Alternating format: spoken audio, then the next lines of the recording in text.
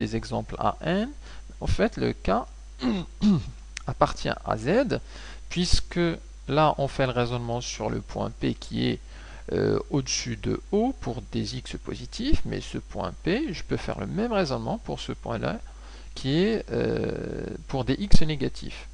Auquel cas, j'aurai simplement des cas négatifs.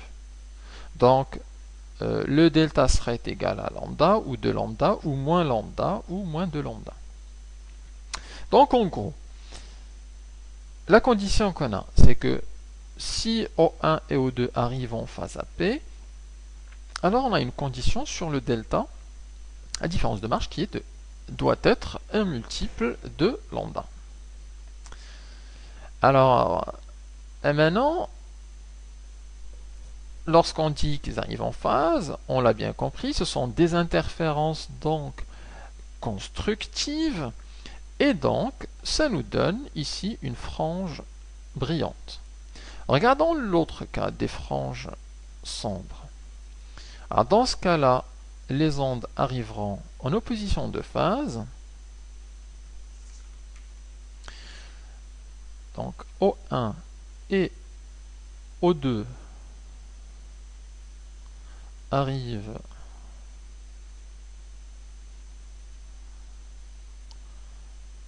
en opposition de phase. En P si. Alors si je fais pareil, je dessine des signaux pour que ce soit visible.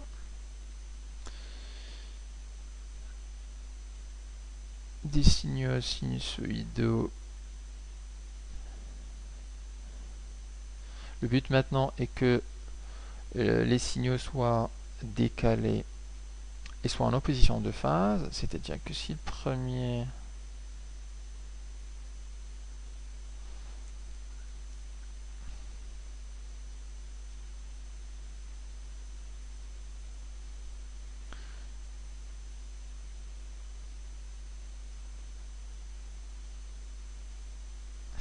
oh là là, ça c'est pas sinusoïdal.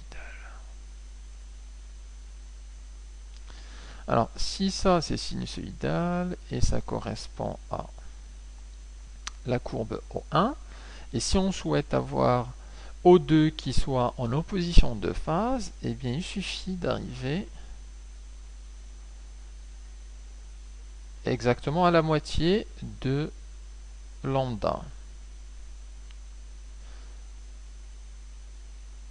Ici, on a la période spatiale lambda, puisque l'axe OX, c'est en mètres.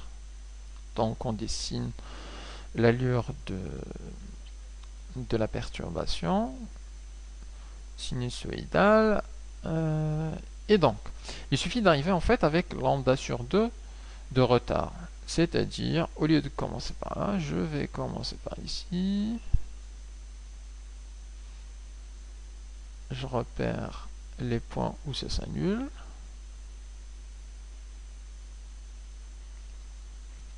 Donc je vais commencer là.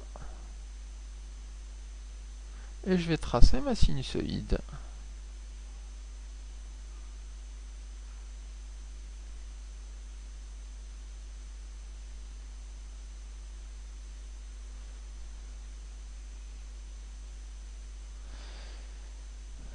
Et ces deux sinusoïdes auront pour décalage le lambda sur 2, un décalage spatial, ce qui veut dire que l'onde partie de S2, pour qu'elle soit en opposition de phase avec celle de S1, il suffit que ce delta-là soit égal à lambda sur 2.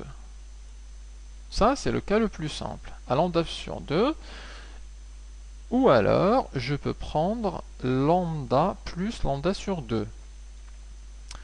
C'est-à-dire, je prends ce lambda sur 2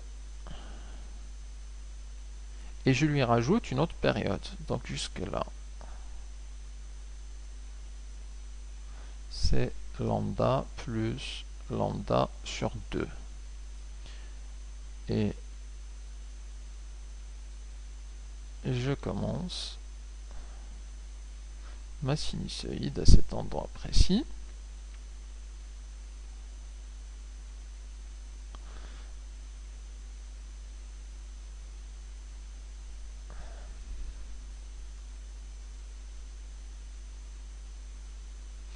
Et vous voyez bien que entre O1,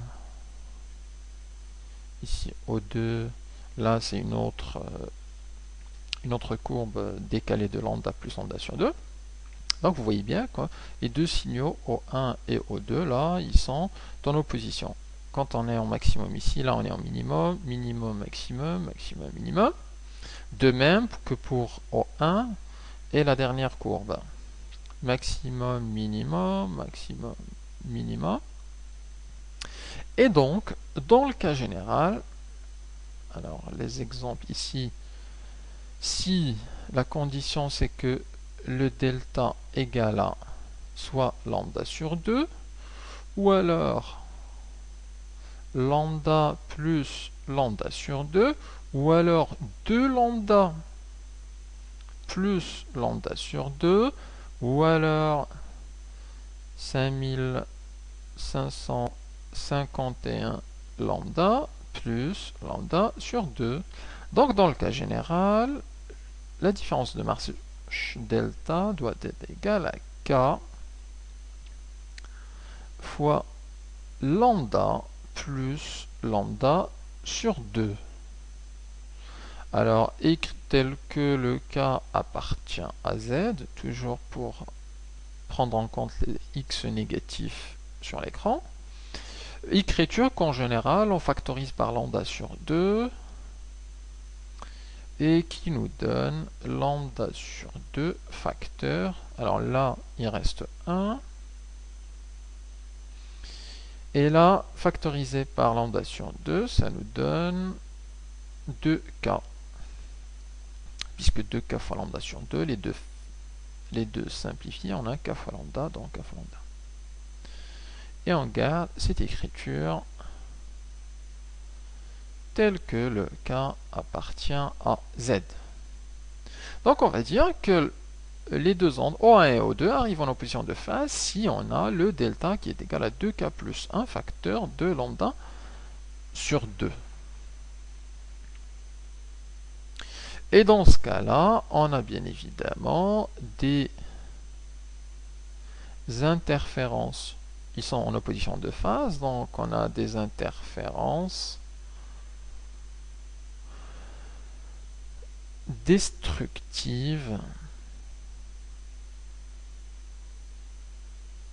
Et qui dit interférence destructive dit frange sombre. Alors que là, on a des interférences constructives et donc des franges brillantes.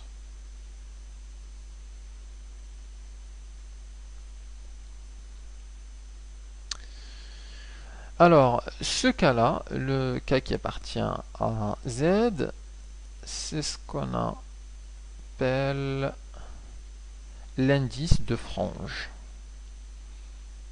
Alors, K est appelé indice de frange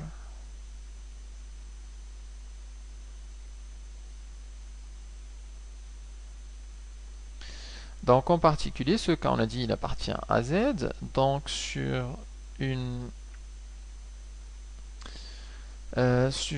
figure d'interfrange, alors en général on trouve le K égale 0 au milieu. Si je prends ici un axe OX,